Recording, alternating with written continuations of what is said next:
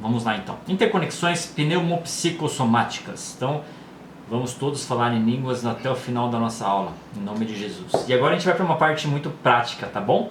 Então, como eu disse, na nossa alma residem as nossas emoções. Portanto, reside a nossa forma de ser. Então, se eu sou extrovertido, se eu sou introspectivo, se eu sou alguém muito comunicativo, se eu tenho facilidade de oratória, se eu sou uma pessoa que me comunico melhor escrevendo do que falando, ou falando do que escrevendo, se eu sou uma pessoa muito visual, muito auditiva, sinestésica, tudo isso mora na nossa alma, na nossa parte da psique. E é tudo isso que é tratado lá no consultório de psicologia, lá no psicoterapeuta e tudo mais, ok? E nós temos, e vocês já devem ter tido contato com a ideia e a tese dos 4 temperamentos. Alguém já fez aquele teste? Se você é melancólico, fleumático, sanguíneo, lembra disso? Eu quero só deixar um pontinho aqui, que é o seguinte, sobre esse tipo de teste, tá? Sobre esse tipo de teste, sobre diversos outros tipos de teste.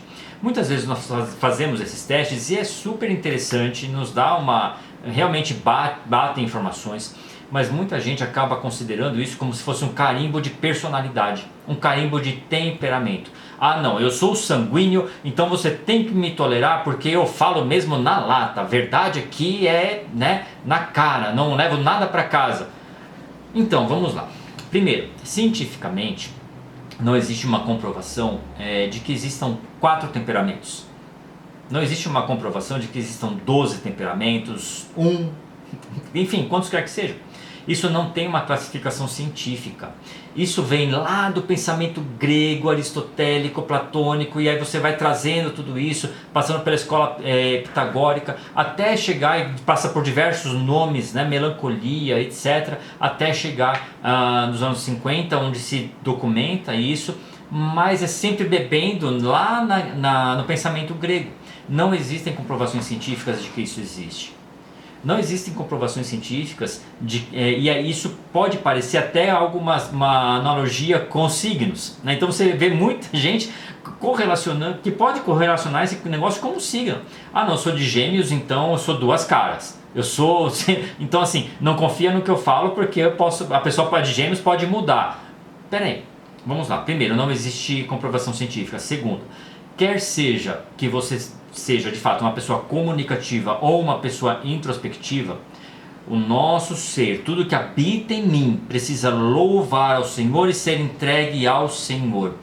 Então o seu jeito de se comunicar precisa ser entregue a Deus. Você tem que se converter de corpo, alma e espírito. Isso é muito interessante porque nós podemos pensar, como pensamos muitas vezes numa sala de aula, que o bom aluno é o aluno quietinho. Que o bom aluno é aquele que não dá trabalho na sala de aula e que não conversa durante a aula, mas pode ser que ele seja só um aluno depressivo. Então, e que ele talvez esteja com a mente dele em outro lugar e ele não está simplesmente ouvindo nada. E talvez aquele aluno que está pulando, que está cantando, falando junto, esteja ouvindo o que o professor está falando. E se você perguntar para ele, tem muito professor que passa vergonha porque acha que o aluno não está notando nada, não está olhando para ele, não está sentado lá no fundão da 5ª série, e quando pergunta, tentando pegar o aluno na curva, o aluno responde certinho tudo que o professor ensinou. Porque de fato nós somos diferentes.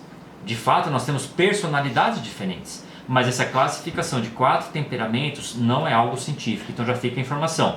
Se você levar isso em consideração, jamais considere qualquer tipo de teste como um carimbo na sua existência, como algo que enquadra e limita a sua forma de amar, de se ver, de se comunicar, de existir dentro do mundo. Nunca considere nada disso como um limitador na sua vida.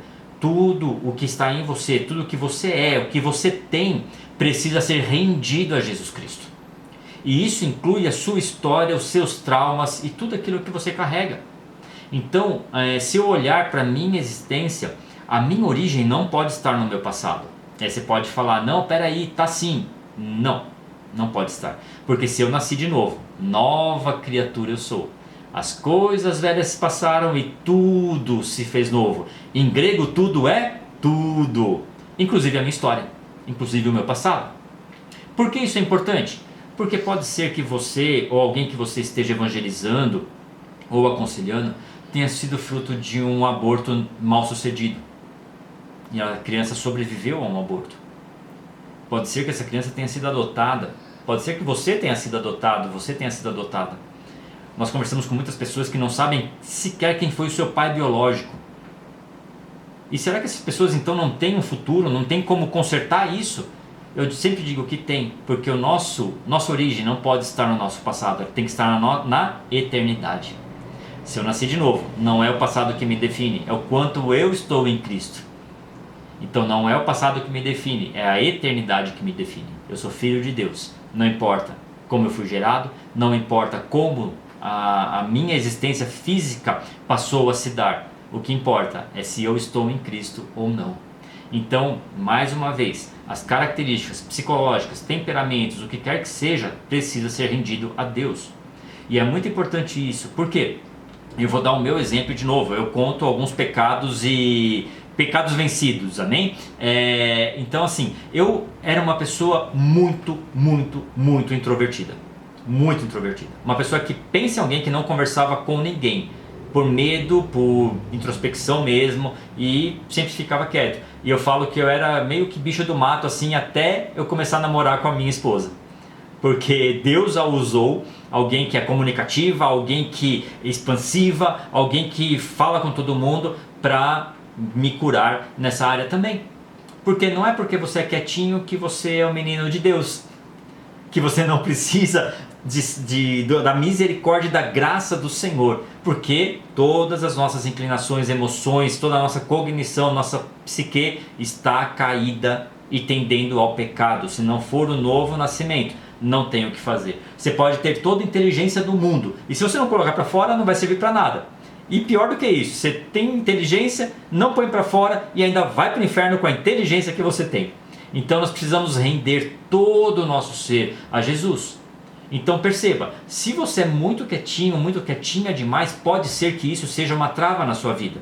Se você fala na hora errada, pode ser que isso também seja uma trava na sua vida. Por isso, não importa o que for, nós precisamos render a nossa existência a Cristo. Ok? Então olhe para si mesmo e peça ajuda a Deus, porque, como eu falei na outra aula também, é impossível pela nossa capacidade fisiológica olhar para dentro. Nós somos criados por Deus olhando para fora. Por isso eu preciso de você para dizer que tem uma couve aqui da feijoada de hoje, de quarta-feira, no meu dente, eu não consigo ver. Por isso que muitas vezes nós olhamos o cisco do olho do nosso irmão e ignoramos a trave que está no nosso olho. Por isso que o corpo é importante e por isso que nós precisamos do Espírito para revelar nós a nós mesmos. E aqui vai um outro ponto psicológico e espiritual. Jesus, eu acho que eu falei isso na semana passada também, mas é importante lembrarmos. Jesus pergunta para Pedro: Pedro, quem as pessoas dizem que eu sou? E Pedro responde: uns dizem que você é João Batista, outro que é Elias, outro que é, enfim, um profeta. Jesus pergunta para Pedro: e você? Quem você diz que eu sou? E Pedro responde: tu és o Cristo, o Filho de Deus vivo, tu és o Cristo. E aí Cristo responde para Pedro: ok, você não diz isso pela carne, você diz isso pelo Espírito. Eu sou o Cristo. E sobre essa pedra, e tu és Pedro, e sobre essa pedra construirei a minha igreja. Então, onde que Pedro encontra a sua própria identidade de Pedro, de uma pequena pedra? Ele encontra a sua própria identidade quando ele reconhece a identidade de Jesus. Então, nós olhamos para nós mesmos e toda a autoajuda vai encontrar um limite. A autoajuda vai encontrar um limite das minhas limitações, um limite da minha história, um limite da minha existência, das minhas aprendizagens humanas cognitivas. Mas a ajuda do alto não tem limite, porque foi Deus que nos fez. Então, a autoajuda pouco ajuda se não tivermos a ajuda do alto. Ok? Isso é muito importante, que você tenha isso em mente. A autoajuda pouco ajuda se não tivermos a ajuda do alto. Tá bom? Para quê? Para conquistar coisas, não para conquistar nós mesmos. E nos levarmos à presença de Deus, ok? Mas temos a nossa psique e muitas vezes temos transtornos cognitivos, o que é? Ou psiquiátricos. E nós estamos vivendo em um tempo em que, se nós colocássemos um gráfico aqui de transtornos cognitivos, você veria uma explosão disso em crianças, adultos, etc. Virou até moda isso, né? Então agora é bonitinho dizer que tem TDAH. né? Então você está meio esquecido e virou moda dizer que tem TDAH, que tem toque porque você é organizado, que tem, enfim, quaisquer dos transtornos que estão classificados hoje. E para quem trabalha em educação como eu, isso virou um desafio gigantesco. Aqui no nosso colégio nós já passamos de 15% dos nossos alunos diagnosticados com algum transtorno neste ano. Então imagina você, 15% dos alunos, e aí eu estou falando de educação infantil até o terceiro médio, que tem algum tipo de laudo, ok? Então hoje, e aí o que eu sempre falo, né? Existem crianças que de fato precisam de intervenções, muitas vezes de medicamento, muitas vezes terapêuticas, e tem crianças que não precisam, e que mesmo assim tem laudo.